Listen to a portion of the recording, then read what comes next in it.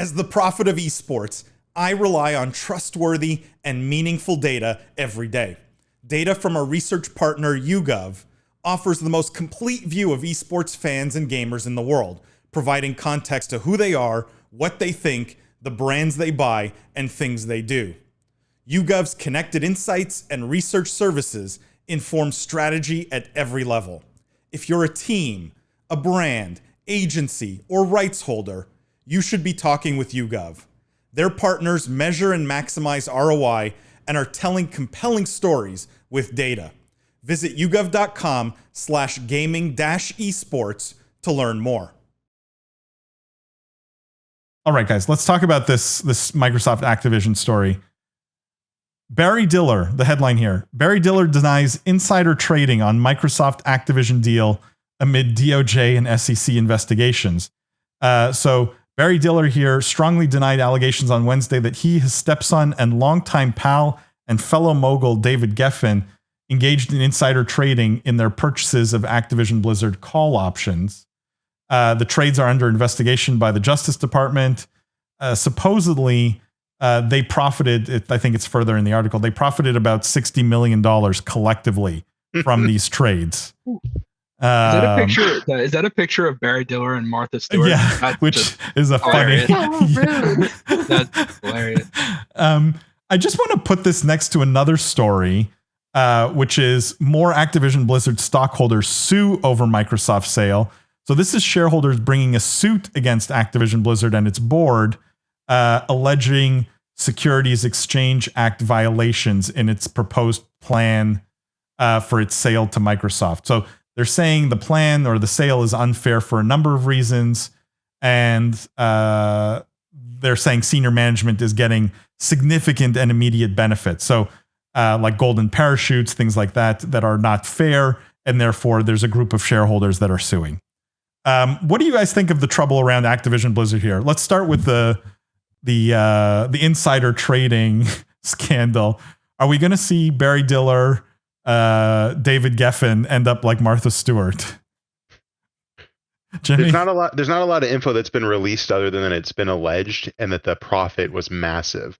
The only the only part about that story I don't like is that they got caught because I think it's hilarious. No, in reality, I mean, you don't want two stories about this. We knew that there was going to be more, right? When the acquisition happened, we knew that there was going to be some kind of turmoil, someone making a stink of things. The shareholder one is more understandable. It's more expected. Can't wait to see what Segev shares on our special episode in that regard. This insider trading one obviously has criminal implications, right? So that's kind of the juicier story to follow. And 60 million is not a small amount, right? That's quite large. Yeah, Martha Stewart went to jail. I think her total profit on that insider trade was like 30,000 or 40,000 or something. If I remember small. correctly. Yeah, I remember it was small. So it's the allegation is no joke. The jail time is certainly no joke. And I don't know if the juice was worth the squeeze. Well, that's a good lead in. And I'll start with the shareholder lawsuit. I mean, the shareholder lawsuit to me is completely garbage, right? Like, standard, actually. Yeah, you see this right? almost every acquisition. So they'll sue and then they hope to get some sort of settlement or basically, some arbitration, get some small crumbs. And the reason, like, I get it, you could be upset that Bobby's getting paid, but he also was the CEO and he had a contract, and this is what was in the contract. So that's like literally just how things work. And the reason why it's bogus is because if you're a shareholder of Activision, you're also getting an immediate payment. You're getting $95 in cash. When realistically, let's be honest, if it weren't for this acquisition, the stock would be $40, right? So, like, I don't know would you rather them not do the deal, and then you come and you delayed all your Blizzard games, your esports leagues are blowing up, and you're not doing a Call of Duty next year? Like, you'd rather that than $95 in cash? Like, have at it, fill your boots, right? Like, to me, that is just idiotic. But I'm sure there's some strategy behind it, and they'll probably get something out of it. On the, I guess, more serious one, it's a massively fascinating story because these are real hitters, right? Like Barry Diller and David Geffen are multi-billionaires, titans of the entertainment industry. And clearly close with Bobby as well. So it's one of those things where you almost, because of the size and scope of this, you almost have to be like, there's no way that they were insider trading, because no one is stupid enough to be that high profile and make $60 million on an insider trade when you're already a billionaire. Like, you have to know you're going to get caught. So something tells me that this is clean, but it's very suspicious. And obviously we don't want to speculate here because we only know what's in the article. It smells horrible, right? And you can even tie in, right? Warren Buffett bought shares right before the deal too. So it definitely stinks a little bit, but these guys, it just feels like none of these guys are stupid enough to just make it. Wasn't a big enough payday, right? Like 60 million sounds like a lot, but if you're worth billions, it's kind of like, do you care? I mean, you do care, but not enough to go to prison, risk going to jail, right? Like, it's not life-changing money for any of them. It does feel odd. Lindsay, you had thoughts on this? Also, some good chat comments when Lizzie's done. That's what I was going to say. Is I actually think that Matthew Lewis said my thought. He says, I don't know. I don't think anything unethical would happen in Activision Blizzard. There's some sarcasm here, I think. Tom says, nice. The legal stories can be great. Yeah, Tom, it's gonna be a lot of fun to unpack those with Segev, live essentially. Greg says, maybe they listened to the Business of Esports. You were touting Activision as an acquisition opportunity for weeks before it happened. I mean, Greg, everyone should be listening because this is the only way to see the future. Matt says, has Activision Blizzard had a single positive headline since the Microsoft acquisition? That's a good question. Have they? I think you can even go back to about at least a year before the Microsoft acquisition too. Have they had any love at all? I would argue most people were happy about taking the year off on the releases because it meant better games, but that's still like shareholders are like, great. So now we're putting out less product, right? So probably not. Yeah, I don't know. The insider trading thing is interesting for me because hold on. Greg says, yes, Bobby leaving. The insider trading thing is an interesting one because it was the bankers that ratted them out, right? It was the bankers who flagged these insider trades, who I'm assuming, David Geffen and Barry Diller have accounts with JP Morgan, right? Like they're clients of JP Morgan. And so it's interesting that, their own bankers ratted them out. I struggle to think, like, why, why even give the perception that this could be dirty, right? Like, if you're them, why would you risk this at all? If you even knew, I'm struggling to understand the case that people make to say, for sure, this it smells bad, it looks bad, so it must be bad. Like, we don't know what the reality is. Obviously, they've denied everything, but like, what is the case against it, right? Like, and Jimmy, maybe you have some insight. Jeff, maybe you have some insight.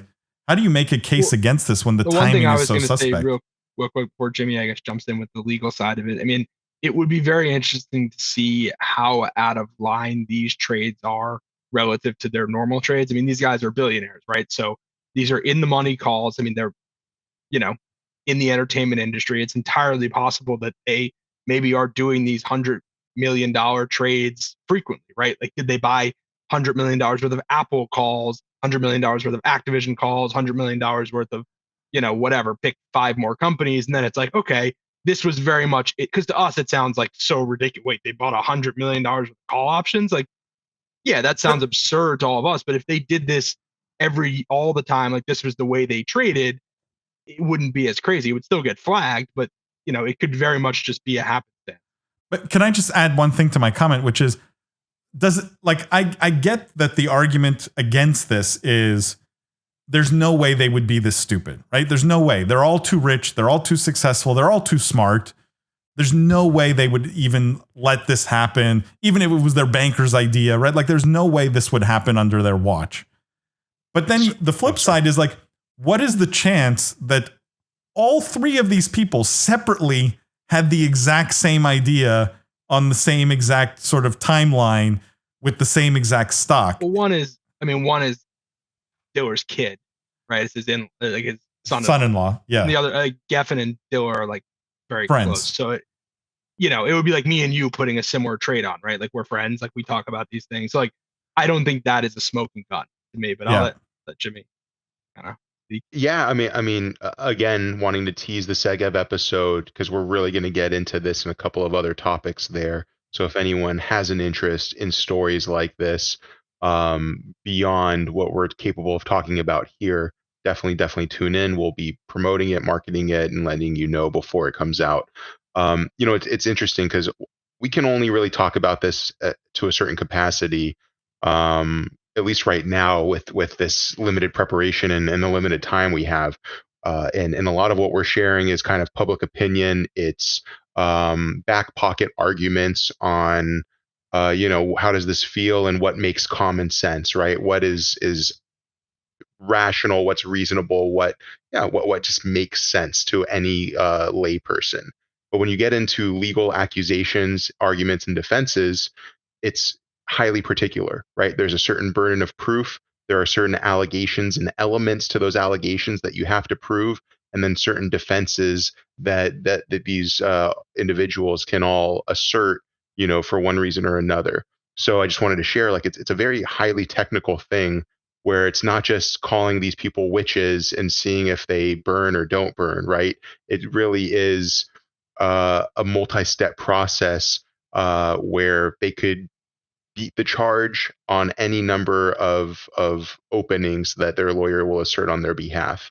So, I don't have enough knowledge of this, and this was never my practice area back when I practiced.